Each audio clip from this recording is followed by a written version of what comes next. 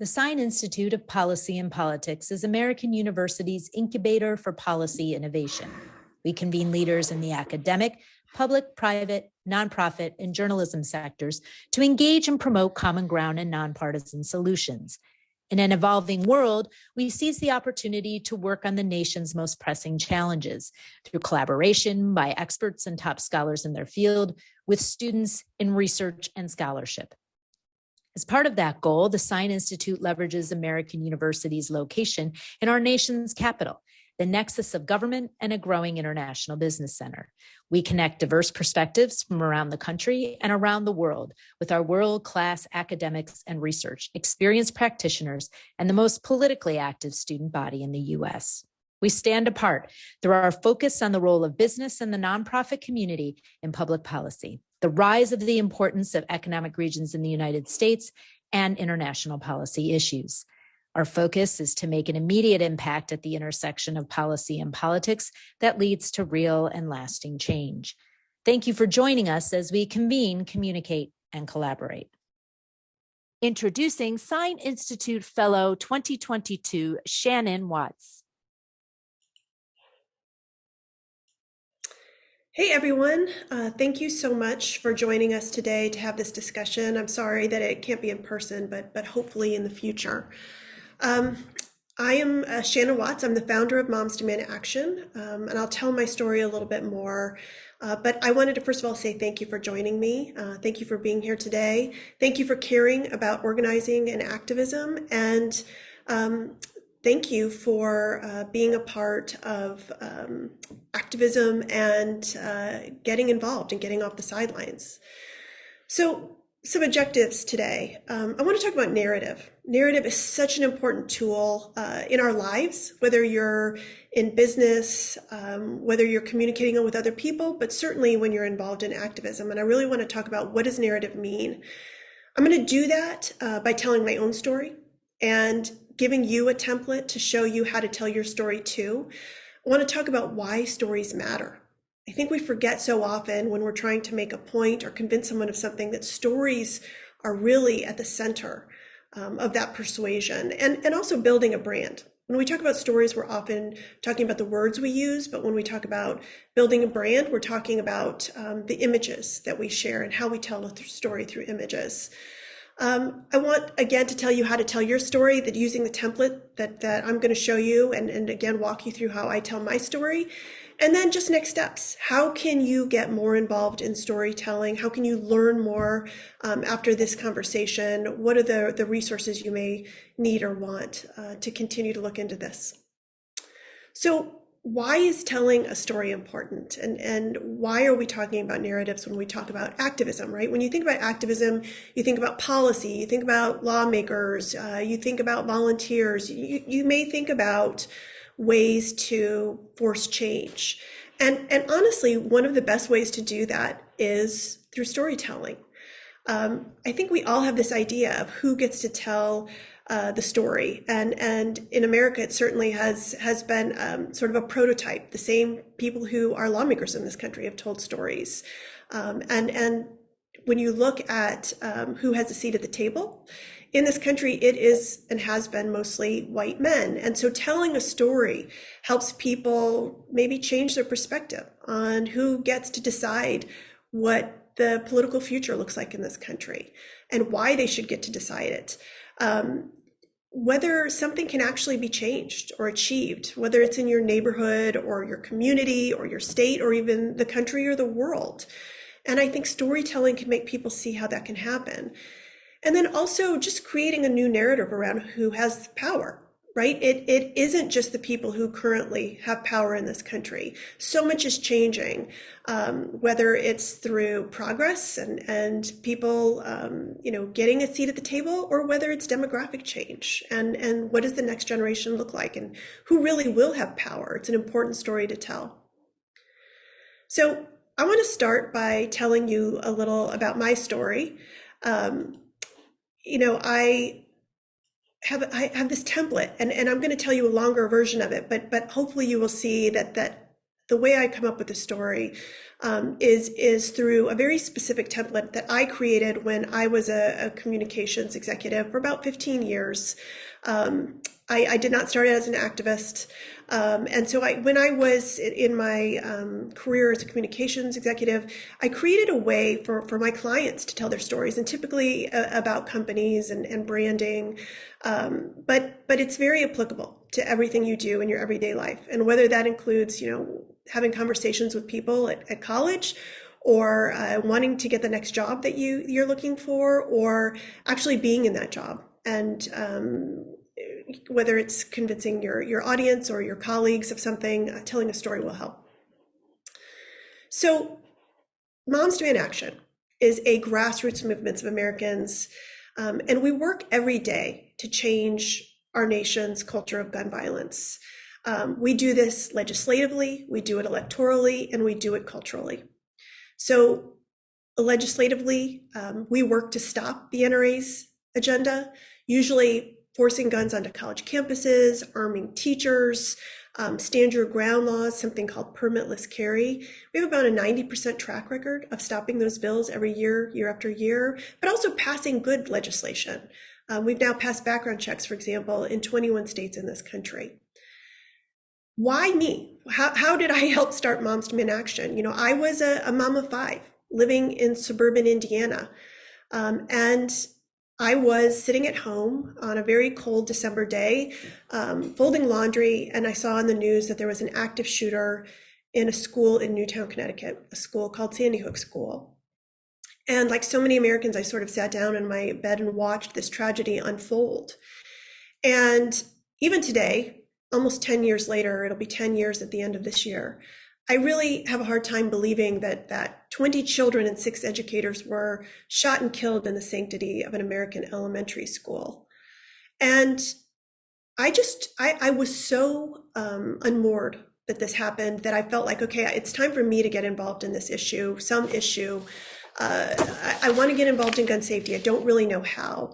And for me, the model of why I got involved and how I got involved was being a teen in the 80s and really being impacted by Mothers Against Drunk Driving, which was an organization that came along and saw how senseless and preventable and tragic deaths by drinking and driving were, and that we needed laws to stop people from choosing to drink and drive and endangering themselves and others.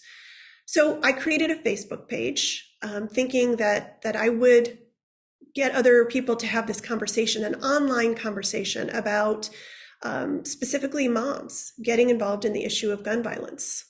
There was nothing out there that I saw that worked for me. There were think tanks run mostly by men in Washington, D.C. There were some one-up organizations in states, again, mostly run by men. And I wanted to be part of a badass army of women, something I've seen make so much change in this country over and over again.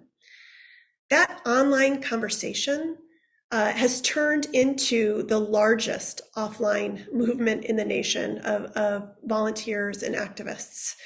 And the good news, that what shows that we're successful, is the fact that we're not just moms anymore. We're mothers and others. We're students. We're gun violence survivors. Students Demand Action, which really came into its own after the tragedy in Parkland, Florida, is now the largest student-led gun violence prevention organization in the country. Why is this organization needed? Why do we need Moms Demand Action and Students Demand Action? Well, it's because over 100 people in America are shot and killed every single day. And, I want to make the point that when I got involved in this issue, it was as a white suburban mom who was afraid her kids weren't safe in their schools. Because I knew very little about organizing. I knew little about gun violence. I didn't know that much about the legislative process, frankly. And what you come to learn when you get involved in gun violence is that mass shootings and school shootings are about 1% of the gun violence in this country. It's really the daily gun violence, whether it's gun suicide or gun homicide, that is tearing at the fabric of this country. And sadly, gun violence is now the leading cause of death among children in this country. And so it's very important that everyone gets off the sidelines and that they use their voices and their votes on this issue. And, what we have seen during this pandemic over the last 2 years now is that gun violence is really an epidemic within a pandemic. We are seeing a huge increase in gun violence across the board: domestic gun violence, gun suicide, gun homicide, unintentional shootings. And really, no American can afford to sit on the sidelines anymore when it comes to this issue. So we are every day, I'm a full-time volunteer, and volunteers like me wake up every single day and they use their voices and they use their votes on this issue. We're pushing back on the NRA's agenda. The gun lobby is one of the largest, most powerful, most wealthy special interests that's ever existed in the history of our country. And for so long, people thought they were untouchable. And really, they've had this agenda of guns for anyone, anywhere, anytime, no questions asked. And it's sailed through state houses and school boards and city councils and even Congress. And so what we really needed to do was to organize and go toe-to-toe with the gun lobby. And that takes several election cycles. But that's the work we're doing every single day. And I hope if you take nothing else away from this, you take away the fact that we are winning. As I mentioned, we have stopped the NRA's legislative agenda year after year, 90% of the time. We're passing good gun laws. We're also working electorally. Our motto is do the right thing and we'll have your back, do the wrong thing and we'll have your job. And we've shown that election cycle after election cycle. In fact, in 2018, we actually outspent the NRA for the first time ever, and flipped the House and elected our own volunteer, Congresswoman Lucy McBath, to office. She's a congresswoman who won Newt Gingrich's old seat in Georgia, a seat held by Republicans for 30 years. And one of the first things she did was to pass stronger gun laws. She will be a guest at a future seminar, so hopefully you will join us in the future and get to meet Lucy. And then we work on this culturally. It is so incredibly important to educate people about things like, for example, responsible gun storage, to get business leaders involved, to get influencers involved. And that's some of the work that we do on the cultural side. So clearly, we are taking on the gun lobby. We are winning. And it really does take every single American getting off the sidelines on this issue. We need everyone to take action. You don't have to be a full-time volunteer like me. It's like drips on a rock.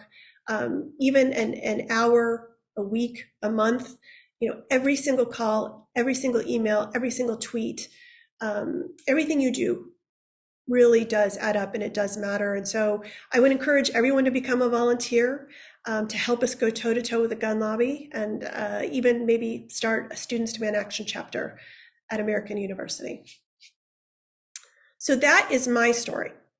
And I want to say that I want everyone to make sure that you use the chat feature. So have a conversation there. Use the Q&A feature. If you have any questions for me, I'll be checking there periodically. But also, I am going to ask you to tell your story soon. I'm going to give you the template to do that. I'll give you a preview right now. This is a preview of that template. It's the story I just told. And so I would love for some brave souls, when I give you all about 10 minutes to fill this out in a little bit, if you would raise your hand and be willing to tell the story. About whatever you choose. But the story I just told is really how to write the story of anything. What is your goal? And mine was to create an organization that could push back on the NRA. Why should people listen to me? Well, I'm a mom of 5, so it makes sense that I would start Moms Demand Action. And I worry about the safety of my kids and my community. And I really do think, activism, as Alice Walker said, activism is the rent we pay to live on the planet. What's the unmet need? There was no organization that was going toe-to-toe with the gun lobby. Nothing really. There were sort of one-off state organizations, there were think tanks, but what I wanted to be part of was a badass army of volunteers who would take them on every single day. What's your solution? My solution is to work on this issue holistically, legislatively, electorally, culturally. What are 3 proof points to tell your story? And it is so important to use 3. It's just sort of the nature of the universe that 2 examples is too few and 4 is usually too many. 3 proof points is always the perfect amount for anything you ever do. Remember that. It's kind of like a stool. 3 legs keeps it upright. So I told you, I think, a little bit about the data, that over 100 Americans are shot and killed every single day. Over 200 are wounded. I think I painted a verbal picture, hopefully, by talking about this badass army of volunteers that's going toe-to-toe with the gun lobby. And I love metaphors, too. I can't think of one specifically that I used, but I think when you tell a story, people don't sometimes get it until you put it in a way they can understand. And I'll just take one example for you from my old career. I used to work for General Electric in communications, and we sold medical equipment. And we came up with this very tiny ultrasound machine. And we wanted to make it interesting to the general public, not just to doctors. And so we called it the stethoscope of the future. And really, you could make that claim because it had so many uses. It was something someone could be very portable and even have on their person at all times. And so if you're talking just about a very small ultrasound piece of equipment versus the stethoscope of the future, hopefully you understand why that metaphor is more compelling. Dispel the greatest myth. For me, I think that that's obvious. It's that the NRA is all powerful and unstoppable, and gun violence is just part of the fabric in America, and it will never end. And there's nothing that makes me more frustrated than hearing that, because it's absolutely not true. And so it's so important to tell the story of all the wins that we've had. People are waiting for this cathartic moment in Congress, and so they don't realize how much is being done in school boards and city councils and state houses. I mean, this is the unglamorous heavy lifting of grassroots activism that happens every single day. And it's important to tell the stories of that so people feel motivated. Paint a big picture of the future. The future is an America free from gun violence, and one in which the gun lobby is not able to create the agenda for our lawmakers and our legislators. And they feel more, those lawmakers feel like they can side with their constituents over gun lobbyists. What do you want your audience to do? Hopefully I was super clear that I want everyone to get off the sidelines and get involved. And doing nothing is not an option. I tell the story of something that really impacted me when there was this woman who was an activist, and what she did was to make sandwiches for the unhoused. And she made sandwiches every single day and bought them with her own funds and then delivered them. And people would reach out to her and say, hey, what can I do? Can I send you money? How can I help you with your sandwiches? And she basically said, make your own damn sandwiches. Right? Like, it isn't just up to one person to do this activism. It's up to everyone. We all bear a responsibility, living in a democracy, to get involved. And then write a headline. And, my headline is Moms Demand Action has become the largest, most powerful grassroots movement in this country. And I started with that. And that's so powerful and so important because it really does lay at the top of your story, and it gives someone an understanding right away, even if they don't necessarily listen to everything else you say. So let's talk a little bit about why stories matter. And you can see here, this is some of our materials Moms Demand Action uses. I think it really does showcase our brand, and hopefully you see that it tells a story visually. So look, stories are really something that it's the way we understand what's happening in the world. It's how we communicate our values. It's really how we make sense of our choices. What are we choosing to do as Americans? How are we choosing to spend our time? As leaders, organizing can really help explain a shared value system, right? And that, as an activist, is pretty clear right here, which is you're going to educate, you're going to advocate, you're going to champion. And it gives a sense of a purpose and a sense of community. It can also show a sense of now, like, why is it so important to act now? What will happen if you don't? And it makes people feel empowered. We're going to talk a lot more about branding and empowering people, but also it makes them, at the end of the day, feel like they can make a difference. And when we poll our own volunteers, what we find is that a primary reason that those volunteers get involved, 2 things. 1, because they feel we're winning. And why do they feel we're winning, especially when maybe the average American doesn't? It's because we've told them the stories. And by that, I mean, we've shown them how what they're doing is working and how they're winning. And then the second reason is because this is where they come to make friends and meet like-minded people and to feel a sense of community. That's the number two reason. And again, which comes first, the chicken or the egg? Do they feel that way because of the stories we tell, or do we tell those stories based on the experiences they have? And I would say it's both. We're able to tell those stories. I have so many stories that aren't just about activism. Even during the pandemic, I've had volunteers tell me I was so isolated, I was so alone. I lived, for example, in rural Missouri, and my mom died. This is one story that really resonated with me. This woman lived in rural Missouri. Her mom died, and because of the lockdown, she felt so alone. And every single day, she had FaceTime with her fellow Missouri volunteers, and they didn't just talk about activism. And in fact, sometimes they actually had like a 5 o'clock Zoom where they would have a drink together. And it's that sense of community that people want to have, especially during a pandemic, and that they want to keep showing up for, and that they want to support, and they want to feel supported by. Marshall Gans, and I have my own story about Marshall Gans. So hopefully you're familiar with Marshall Gans. He is a famous organizer, probably one of the most famous in the world. He helped President Obama win his campaign by showing volunteers for that campaign how to tell a story. He's 78 years old now. He's at the Harvard School. He is just really, truly a master of organizing and storytelling. And his quote is that narratives should instruct and inspire, that they should teach us not only how we ought to act, but they should motivate us to act. And that you should claim authorship of your story. So make it about yourself, really put yourself into that, learn to tell it. So that takes practice. You're going to have to do it over and over again. Some people call that an elevator pitch. You should be able to tell a long story and a short story.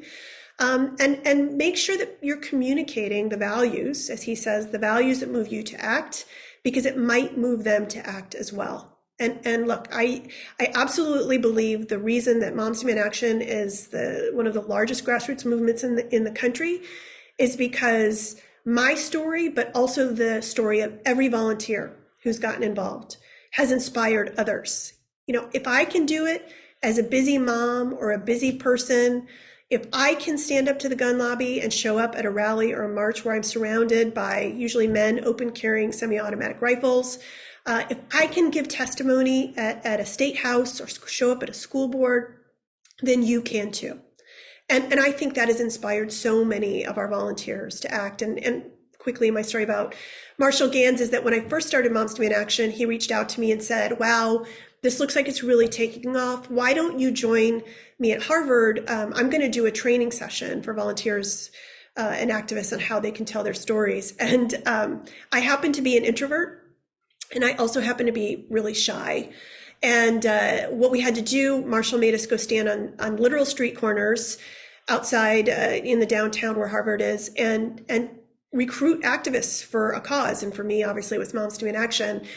And that is not my strength. And I can remember him kind of saying to me, like, I don't see you being an activist. Like, I'm not sure this is your jam. But I also think that Marshall has a very traditional idea of what activism is. And I'm only 5'4" in real life, but on Twitter, I'm much larger. And I do think that we all can find our own niche and our own way to be an activist. And it doesn't have to be convincing people of things on street corners. But I do think it all involves a story, from being in person to being online. So when I want to talk about Moms Demand Action and sort of our storytelling, creating a narrative around who gets to decide our political future. It doesn't usually look like these people in this picture, right? It doesn't. It usually looks sort of like a white man over the age of maybe 50 or 60. And we need women to understand that they have a very important role in the future of politics. Very often, middle-aged women in this country, especially middle-aged Black and brown women, are invisible, right? You're not young, you don't have youth, but you also aren't a man, and trust me when I say sometimes, you don't necessarily feel like people are listening or paying attention. And I say that as a white woman. So I can only imagine the challenges of women who are Black and brown. So we want women in particular to understand through Moms Demand Action that they are part of the political future. And that doesn't just mean as volunteers. We also have a program now called Demand a Seat, where we're training these women to actually run for office. It's sort of a logical idea that once you learn how to shape policy, you also want to make it. Creating a narrative around how you can make a difference in your community. I think that sometimes the legislative process, the policymaking process, it seems sort of out of reach for people. It doesn't seem like something the average person can plug into and get involved in. And when you tell the story of how we have stopped legislation, or we have changed certain lawmakers' minds, or how we have encouraged school boards to do something that their state legislators won't, it really does give people a sense that they can make a difference themselves. And then who has the power in politics? And I picked a picture of the students for a reason. There's no reason that you as a college graduate should have to wait till you're 47, which is the average age a woman runs for office in this country, that you should wait to run. And I also want to say that women only hold about 17% of the 500,000 elected positions in this country. And so we want to empower women and students and others to feel like they have a lot of power. And they outnumber, women are the majority of the voting public. This next generation is quite large and very involved, and there's no reason that the power can't shift. So building a brand, and again, this is another, I think, really stunning image of who Moms Demand Action is and what we do. These are women on the floor of a state legislature trying to make something happen, and they've got babies in bottles and et cetera.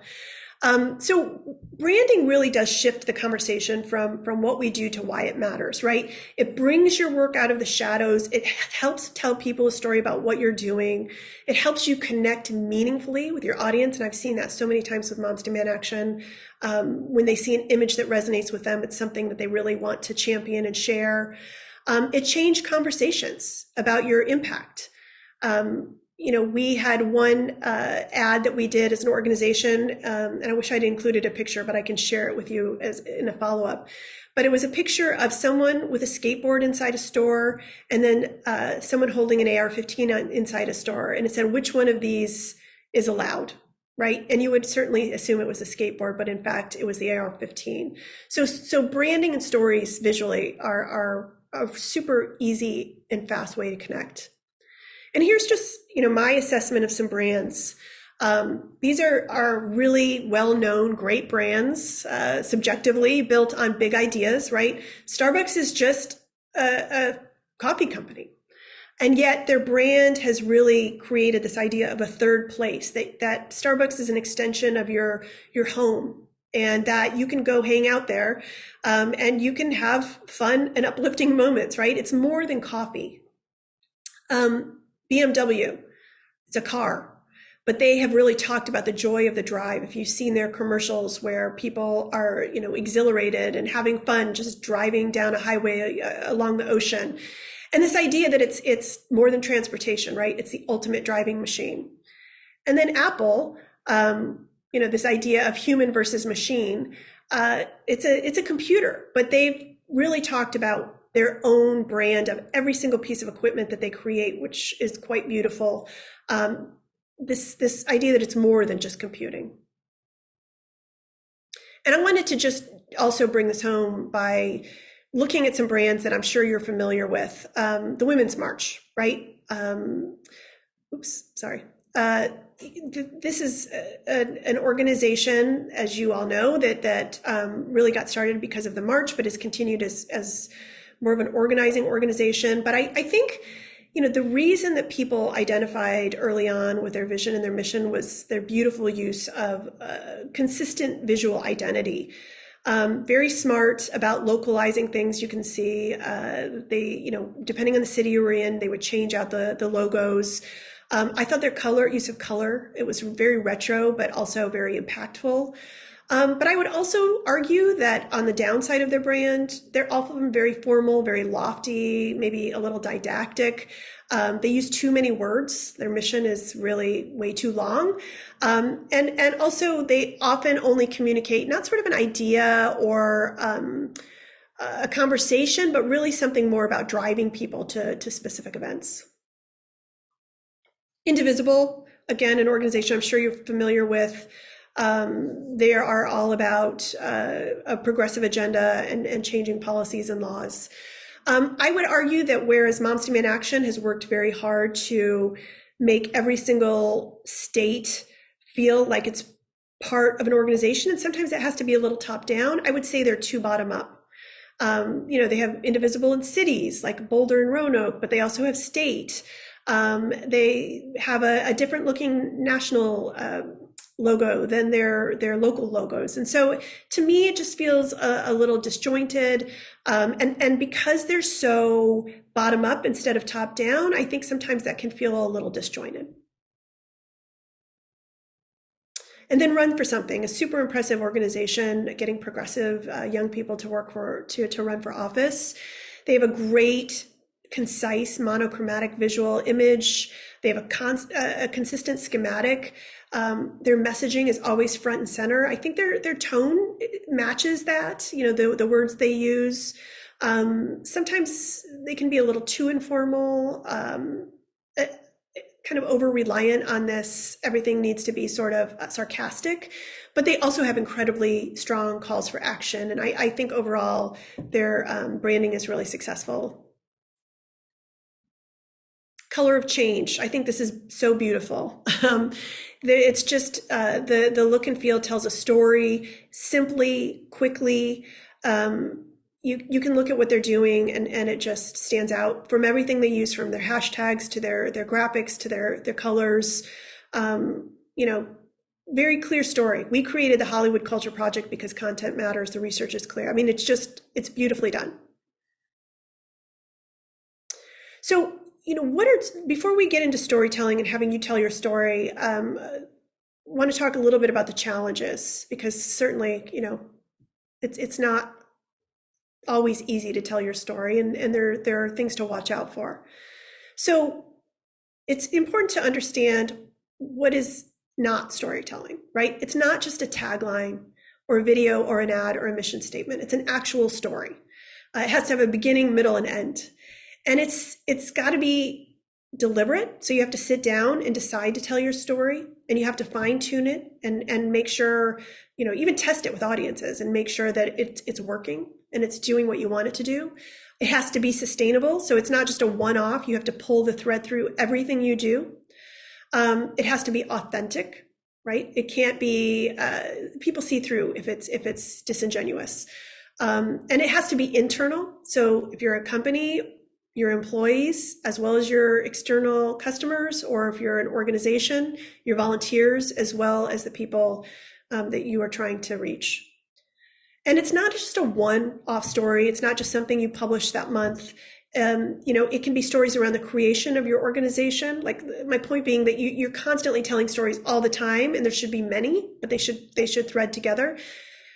How you started your organization or your business, your culture. How are you living your values? How are you doing good things to benefit the community that you're in, and why should they embrace you? Show who you are by telling the stories of your customers or your volunteers, and then challenges. How do you respond when you fail? Our organization, for example, we have a motto called Losing Forward. And I wrote a book called Fight Like a Mother, and we're going to hand that out at an in-person seminar in the future. But I talk a lot about this concept of losing forward. And if you're an activist, you're going to lose a lot. So you better have a story to tell people why that matters too, why that's important too, and why it's not a loss, why it's ultimately a win. And then your story shouldn't be static. You should constantly be updating it, changing it to grow as you do.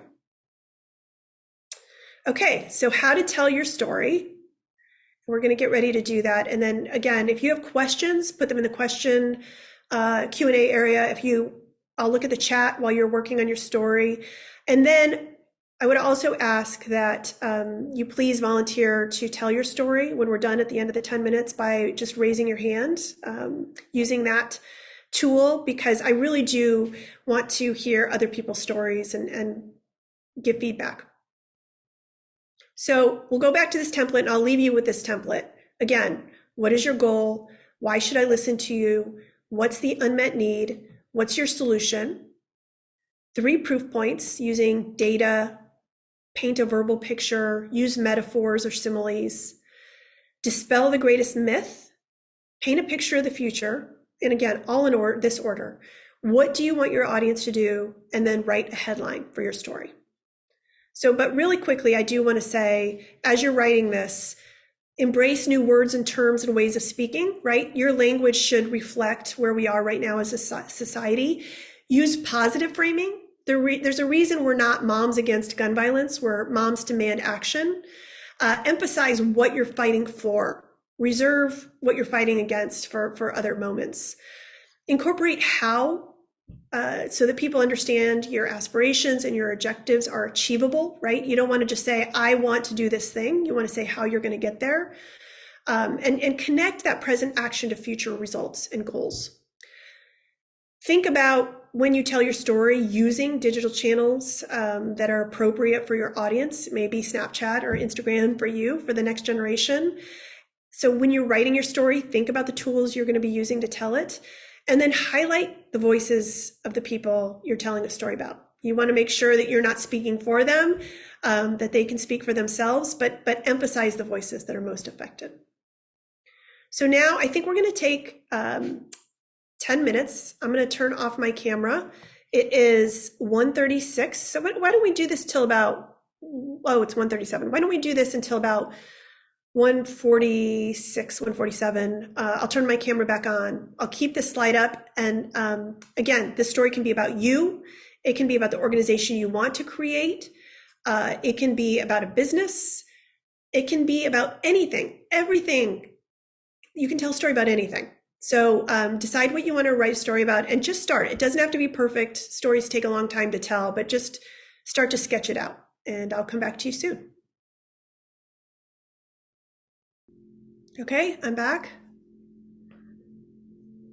And let's see who is willing to talk through a story that they spent some time telling. And you could put it, just raise your hand. I would love to hear, it doesn't have to be great. It can be rough, but just to start the ball rolling, is there anyone who's willing to talk about what they created? Thank you, Marianne. Hi, good afternoon. Thank you, Good Shannon. afternoon. Yeah, so what did you write your story about? Hello everyone. My name is Marianne and I'm representing my group, Students Against Guns from Mexico City. And together we have been pursuing through social media the awareness raising due to weapon trafficking, causing violence in my country and taking the lives of children and everyone in my country. So that's what we are making now. That's amazing. So you are in the process of creating this organization. Yes, well, we are active now in social media on Twitter, Instagram, Facebook, and TikTok, and on YouTube also. Okay, wonderful. So take us through your story. And what story are you telling? Well, we want to tell everyone the consequences of gun trafficking from the United States to Mexico, because we know there is, the statistics are that much of the violence here in Mexico is because guns, and here in Mexico it's not allowed to produce guns like in a massive way. So we want to achieve that in our group, to tell everyone that gun trafficking is really affecting our security in Mexico. Yes. Okay, so do you want to walk us through your stab at this and how you filled out each one of these questions? Were you able to do that? Yes, from the questions, wait, I have here the questions. Well, what is our goal? As I said, we want to um, tell everyone what is the importance of preventing this gun trafficking. Why should I listen to you? Because this So just happened. really quick, Marianne, one thing I would say is when you say tell everyone, I would make your audience more clear, right? So you're Students Against Guns, is that right? Yes, yes, So you're really telling students, you're telling young people, yes, yes. and you want We're them to. yeah, sorry, we're college students, all of us. Great. So your goal is to get students involved in addressing gun trafficking into Mexico. Is that Yeah. accurate? Great. Okay. Why should we listen to you? Because we have well, part of our teammates in the group, they have like live this experience of shootings or gun violence in schools and streets. So it's something that we want to transmit to Yep. other students. I think So that it happens we are to. survivors of gun violence, and we want to explain the impact that it's having on our everyday lives. Okay, yes, yes, I think. Great. And what is the unmet need? I think to inform not just students but also parents, professors, also our politicians. That is a concern of all of us. Yes, Yep. to make But nothing, this doesn't exist. Is that fair to say? what does not exist. Well, our You're, group exists. but there are no other, are there any other organizations doing this work? No, I So think the no. unmet need is that students aren't involved in this issue, or young people aren't as involved on this issue as they should be in Mexico. Is that fair? Yes, yes, yes. Excellent. And do you have a solution yet? Do you have a goal? Yes, basically our goal is to inform everyone through social media, because we know that nowadays children and teenagers are now really, really into social media, and I don't know, TikTok, Instagram. And I think, well, we think that this media can really, really attack everyone. We have been studying like the statistics of people who is using social media in Instagram or TikTok or Facebook, and we would like to expand that not just to teenagers or students, just like for everyone. But our main solution is to inform. I think that educated people can transform different aspects of their future. So yes. So your goal is to create awareness, which will result in different behaviors, whether it's how they vote or the way they see the issue. And then maybe you don't have your proof points yet, but do you feel like you have the data or the proof points for those arguments or that Yes, goal? we have a lot of information, but we don't still have it like really Yep. clear. So I would boil it down Okay. to match your solution. Your goal is to create awareness, to change behaviors, and you may even want to be more specific. Maybe you're trying to change voting behaviors, or maybe you're trying to change activism. So do you ultimately want these students to be activists where they're actually getting involved in the political system? So I'd be maybe a little more specific there. And then once you know what that solution is, then you can have your data points. And if it's just around awareness, then maybe that is where the piece about the size of the generation, the technologies that they use, maybe that is where that all comes into play. Do you have in your mind what's the greatest myth around gun trafficking in Mexico? I think that well, everyone confused the topic of gun trafficking with I don't know wait, I forgot the word in English. Sorry. That's okay. Um wait. Uh cor- well, I'm sorry. No, no worries. I will try to explain. In Mexico, the topic it's really difficult because it's related to like the groups of here in Mexico that well spread violence and makes well pretty all difficult the things. Yep. So we identify that this topic is not like in in an area of an individual concern. It is like really into some other subtopics, and no one is like taking as an individual concern for the society that it's attacking like all the problems here, like children or Yep. moms that are like harassed by guns or I think I've Yeah. hacked it. It's like that. Yes. So So if I can sort of summarize, and I think it's very similar to the way we see so-called gang violence here in America. You know, people in Mexico see these cartels, or even Americans see these cartels, and they think they're not impacting the rest of the culture, the community. And in fact, it's becoming an insidious problem, and it's more about sort of the ubiquity of guns being everywhere, which is the problem we certainly have in this country. And I would also say, you know, what I think is so interesting about what you're talking about is that a lot of people don't realize that most of the guns, the vast majority of guns in Mexico actually come from America. And they're being trafficked in, and it's really America's lax gun laws that are creating this crisis in Mexico. Is that somewhat accurate? We may have lost Marianne. Oh, there she is. Let's see, is she still there? There she is.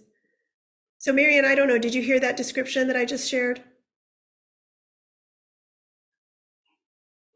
I think she's having an internet issue.